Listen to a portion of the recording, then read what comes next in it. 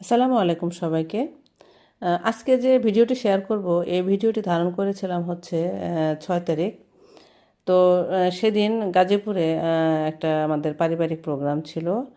তো সেই উসিলায় আমরা অনেকেই একত্রিত হয়েছিলাম।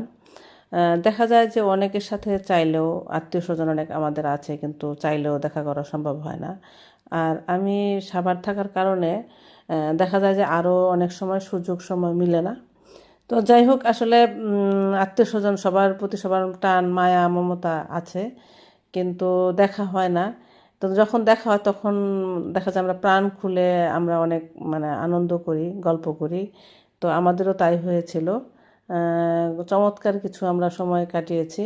মনে হয়েছিল যেন সময়টা আরও দীর্ঘ হোক, কিন্তু ভালো সময় আসলে খুব দ্রুতই কেটে যায়, কিন্তু স্মৃতি রয়ে যায়। সময়কে আসলে ধরে রাখা যায় না, কিন্তু স্মৃতিগুলো রাখা।